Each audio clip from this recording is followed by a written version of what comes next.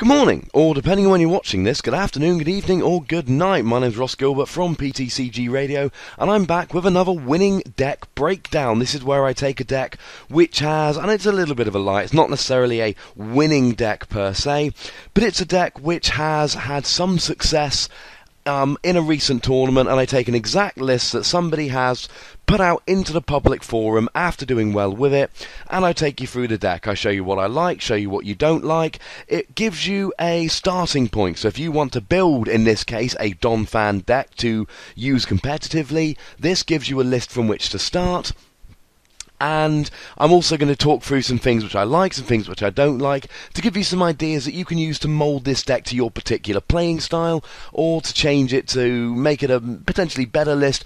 If not overall, then maybe for you yourself. So I don't profess to be an expert on this exact list. I do profess to be somewhat of an expert on the deck, otherwise why would I be doing this? But I didn't make these lists, they aren't mine. Now the chap who made this particular list, Alex Hill, may well actually watch this video because he does listen to the podcast, PTCG Radio. I know that because he tweets at me. So if Alex does listen to this or see this or watch this and have any notes, anything that I've got wrong, etc., please Alex, do feel free to get in touch about that, and we will have a chat in the comments and correct what we need to. But I will be explaining how the deck works, why I believe the choices have been made, and things which I could change. I didn't pilot this deck to 4th seed after day 1 at the Fort Wayne Regional Championship in Indiana, but Alex Hill did. So he is the expert on this particular list, but I've played a lot of games with this deck. I am very familiar with all of these cards. So, this deck all revolves around this bad boy, Donphan. It's not Donphan Prime, which I love from back in the day, but it is a... I still don't see it as quite good as the old one, but maybe I'm a sentimental old fool. It's a very good Donphan, and it all revolves around that first attack spinning turn. It allows you to do 40 damage for a single fighting energy, and then Donphan goes back to your bench. Now that might not seem like a huge amount, but we have strong energy in here, which does 20 more damage to a fighting Pokemon's attack, and we have Muscle Band, which does 20 more damage to an attack, or if you're up against an EX you can use Silver Bangle, which does 30 more damage, and we've got Fighting Stadium, which does 20 more damage to an EX. So if you're facing down an EX, you put one strong energy, a Muscle Band and a Fighting Stadium on Donphan, and all of a sudden you're hitting 100 damage for a single energy on a stage 1 Pokemon. And that 130 HP keeps it around for a long time. It's a pain in the neck to hit. Now it can be hit, but think of a popular deck. Vrizzy and Genesect is probably the other top deck at the moment with Donphan. In order for a Genesect to one-hit KO a Donphan, not with Megalo Cannon rather than using G-Boost, so that's using its regular attack rather than the Ace-Spec Trainer card that you can attach to get another attack, you've got to put a Muscle Band on Genesect and have a Deoxys on the bench or play a Laser in order to hit that 130 HP. And that, shall we say, ladies and gentlemen, is far from ideal. Now we do have a second attack here with Donphan Wreck, and it does 80 damage or 140 if there's a stadium in play, and then the stadium gets discarded. As a rulings query, with Fighting Stadium you do the extra 20 damage and then discard the stadium, so fighting damage does get discarded, but it does do the extra 20 damage first. At this stage I would like to very quickly point you towards week 117 of PTCG Radio, where I look at Donphan in more detail. In this particular video I'm giving you a deck list and running through it. In episode 117 I talk about the deck more generally and talk about other tech options which I'm not going to have a chance to go through here because they're not included in this particular deck. So I would recommend you listen to podcast 117, week 117, as well as watching this video if you want to get the full story. So, Donphan's second attack is very, very good, because essentially what it allows you to do is threaten a big game-ending KO. You don't want to use this, because if you leave a Pokemon with 4 energy active, something like a Mewtwo or an Evital EX will eat it for breakfast, or anything that is water type, maybe Seismitoad EX, and even a Seismitoad EX, if you put a Muscle Band and a Burbank City Gym down and play a Hypnotoxic Laser, that will do 132 Donphan because of the water weakness. So you don't want to be leaving it active. But essentially, as soon as you've taken 4 prizes with this Donphan deck, you can then threaten to use Wreck for 140, except as we know it's not going to be 140. it's probably going to be 180, which is going to one-hit KO any Pokemon EX. Heck, all you need to do is just add a Silver Bangle on here without even any Strong Energy or Fighting Stadium, and you'll one-hit KO any 170 HP Pokemon EX that doesn't have a fighting resistance. So, quite frankly, that it's a game-ending attack. You're not going to use it all the time, but it's really good to end a game with. And if you're playing against a Donphan deck, if they've got a Donphan build up with energy, and they go down to 2 prizes, you need to gust up and kill that Donphan. You need to bring it into the active using cards like Lysandra or Pokemon Catcher, because if you don't do that, you will lose a game very shortly afterwards. Now, if you're going to switch Donphan to the bench, you need to put something active, and there are 3 Pokemon in this deck that you want to put active. First of all, we got Zekrom and Kyurem, and we deal with them together. These are what we call Outrage Pokemon. For just a single double colourless energy, it does 20 damage plus 10 more damage for each damage counter. If my opponent does 60 damage to Zekrom, Zekrom does 80 damage back to them for a double colourless energy.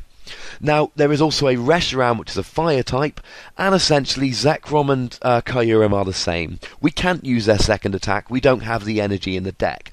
They're just there to outrage. Putting 2 Kyurem in this deck is very much for the mirror match. If you're playing against a Donphan deck, you want to leave a Kyurem active, so they have to attack into the Kyurem. They can then gust up one of your Donphans and kill it very easily using outrage, and if you can get a Donphan KO with a non-Donphan, that's going to put you ahead in the mirror match. The reason we use this particular Zekrom is because there are cards like Lugia around which will probably one-hit you anyway, but then there's also cards like Yveltal which can one-hit a Zekrom. If they use Y-Cyclone for 90 damage and then put a Muscle Band on to put it up to 110, and then play a Verbank Laser to put it up to 140, then they will KO the Zekrom. Otherwise, they're getting KO'd by a Zekrom for 2 prizes for just a DCE, and you're not having to waste a Donphan to do so. The reason why we're not playing a Fire Reshiram here as an Outrage Pokemon for the Fire type is because of the Sigilyph I popped up.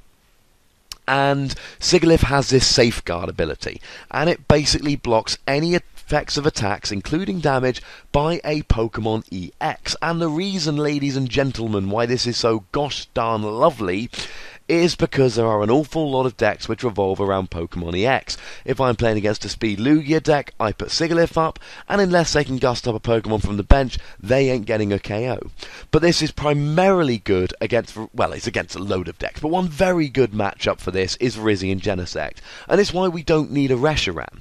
If I put a Sigilyph active, the only thing my opponent can do is gust up a Pokemon from the bench, and even if they do, Virizion caps out at 70 damage if you put a Muscle Band on there, and we've already talked about how much effort Genesect has to go to one-hit KO a Donphan.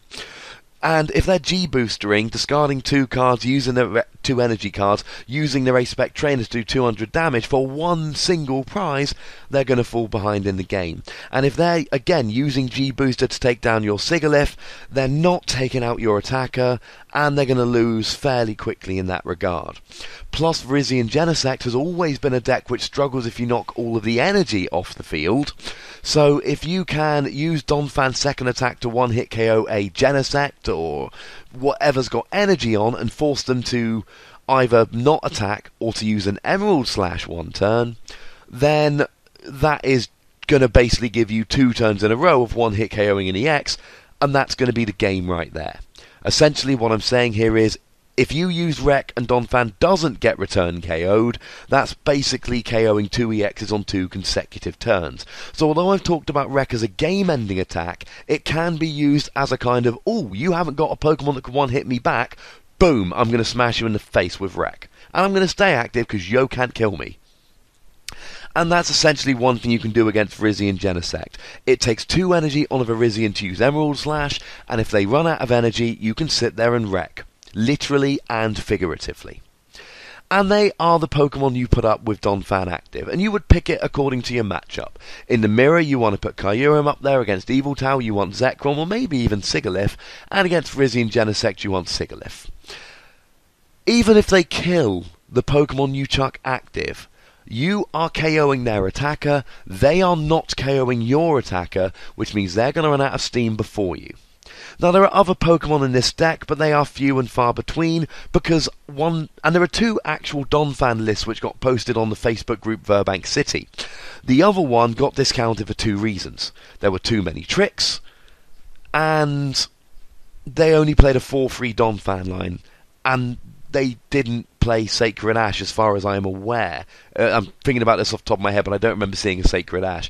And there were other attackers, but this is a Donphan deck. You want your opponent to essentially run through Donphans in order to win, and you need Donphan up as quickly as you possibly can. And if I've got 1 Donphan prized and I'm only playing 3 and they knock out 2 of them, I am absolutely boned. I don't want to run out of Donphans, I want to play a 4-4 list, and that's what I like. I also like this Pokemon Lunatone. Now, technically you can attack with this, because of course it uses fighting energy, and we play fighting energy. But 30 for 2 energy when you could be doing 40 for 1 with Donphan is appalling. But we have this ability Premonition. Look at the top 2 cards of your deck, put them back in any order. A Pokedex, or an Uxie level X, for people that remember. Not quite the same, because I think Uxie level X put the other one on the bottom of your deck. But you get where I'm going with this. What this basically means is, if you were going to draw a rubbish card, you can switch it for the second card. And then that rubbish card will still be on top of your deck, but then the next turn you can switch it for the second card down. And you may end up in a situation where the top 2 cards are rubbish and there's nothing you can do, but at the end of the day it's far better to have a choice between 2 potentially rubbish cards than just have 1 potentially rubbish card. I like Lunatone, he adds consistency, and although he's got a retreat cost of 3, which is a problem, you'll see in a minute we're playing plenty of switching cards, so we're not worried too much. The last Pokemon is one which I took a lot of time to get on board with. I was not a fan of this Pokemon for quite some time. Horlicher. It's got 70 HP and it can only attack EXs. But when it attacks EXs, it does 60 damage for a single energy. And let's not forget Strong Energy, Fighting Stadium, Muscle Band, Silver Bangle. That can add up very quickly. You pop a Silver Bangle and a Strong Energy and a Fighting Stadium down with Horlicher, that's 130 damage on the first turn of your game with a basic Pokemon for a single energy. That's crazy. Because if you do that to pretty much any Pokemon EX, then next turn, Donphan spinning turn is going to get the KO. If you go second, and there's 2 other things I love about Horlicher. One is the free retreat. If you're desperate and haven't got a Sigilyph or something down, you can put Horlicher active. It gets KO'd, not the end of the world. It doesn't get KO'd, yay, free retreat. But the other thing I love about it is, we are running a Donphan-centric deck, and Donphan is a stage 1. Now, if we go second, that means our opponent gets a turn, we play a Phanpy, our opponent gets a second turn and an attack on that second turn, and then I get to attack for the first time with Donphan. I don't like this. And I don't want to put a Mewtwo active with a DCE, because we all know how easily Mewtwo with a DCE is killed by another Mewtwo or by a Deoxys or something along those lines. That is not something that we want to do. Now I can leave an Outrage Pokemon active, or I can leave a Sigilyph active, but Horlicher gives me a really good attacking option on turn 1 of the game, going second, and for that I love him.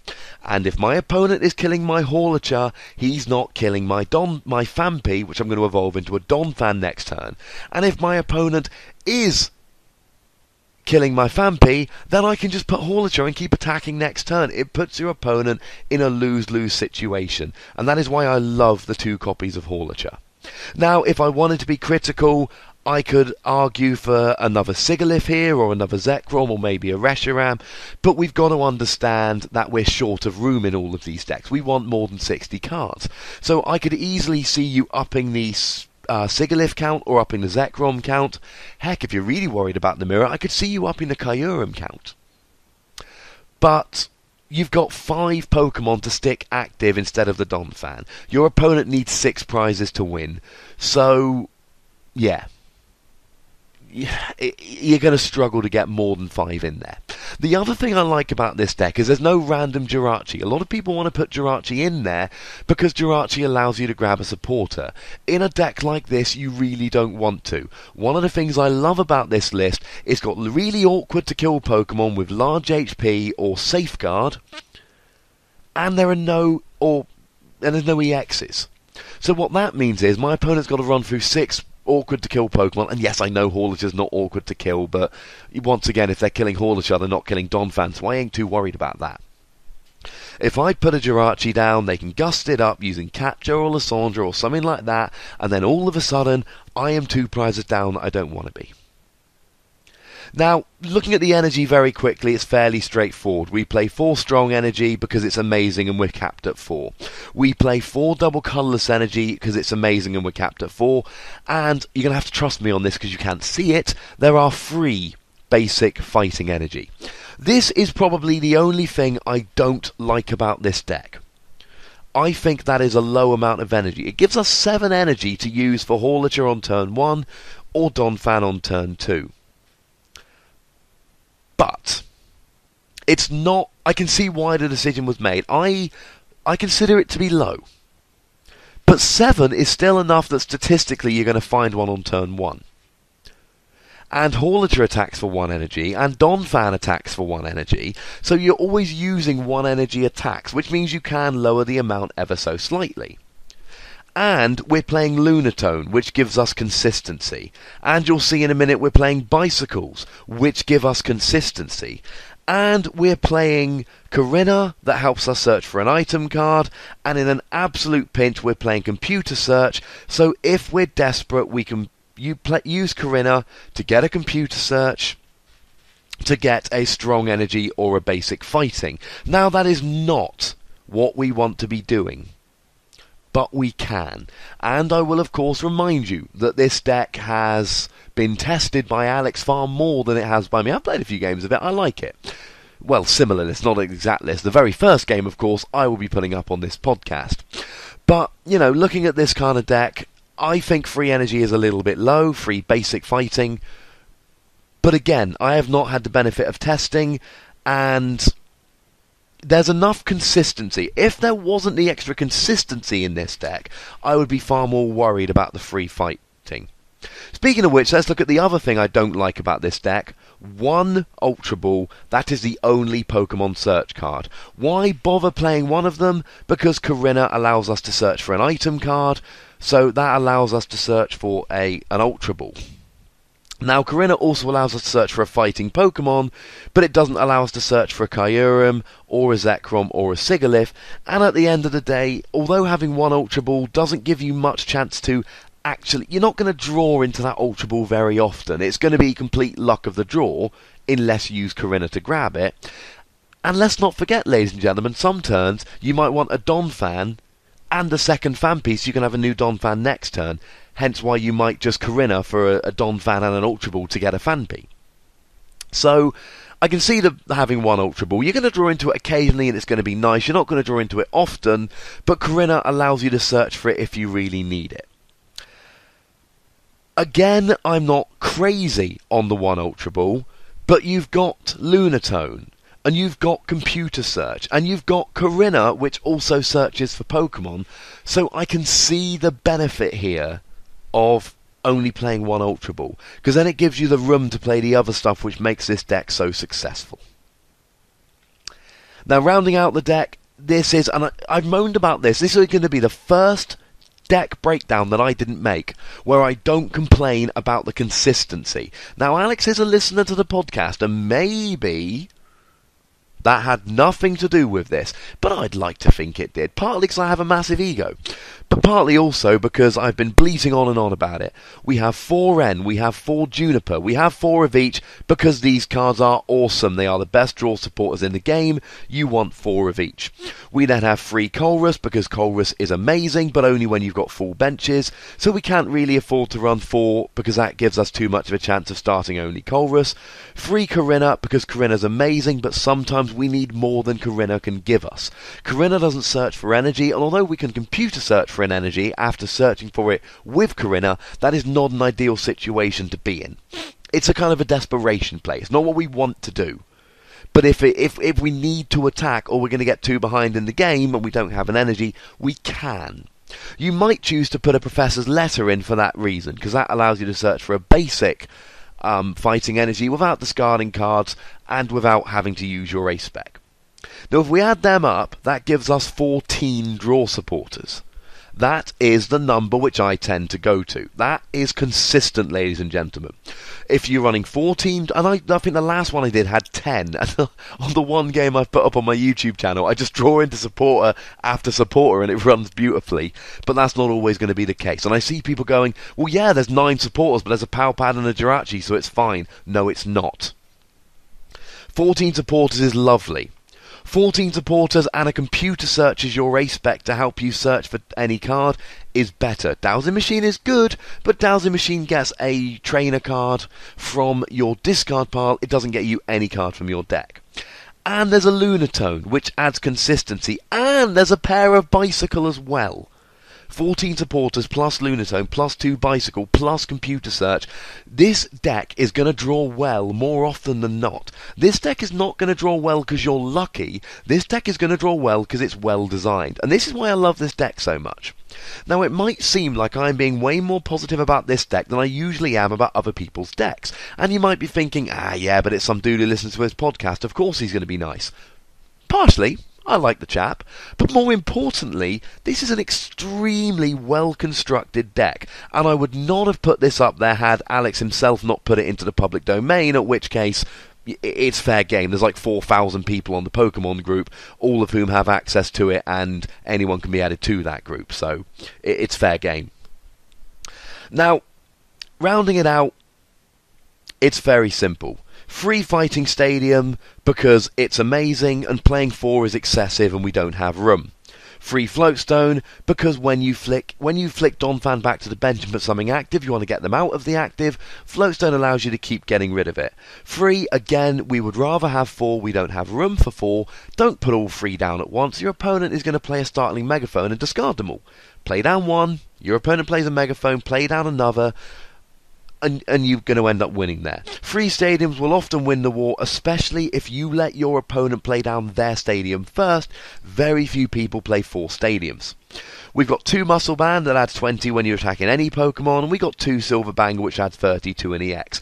And the reason for the split is very simply, we don't know what we're playing against. If we're playing against a deck which is all the X's, Silver Bangle is fine, but then there's going to be decks like Evolutions or Pyroar, where we're going to want to do the extra damage. Heck, even an Eviltal list is sometimes going to be playing non-EX Eviltal, and Silver Bangle's not going to do anything. So the fact is, we can run 2 of each, and it gives us a variety. 1 switch is good, because Floatstone doesn't work if you are asleep or affected by any other special condition.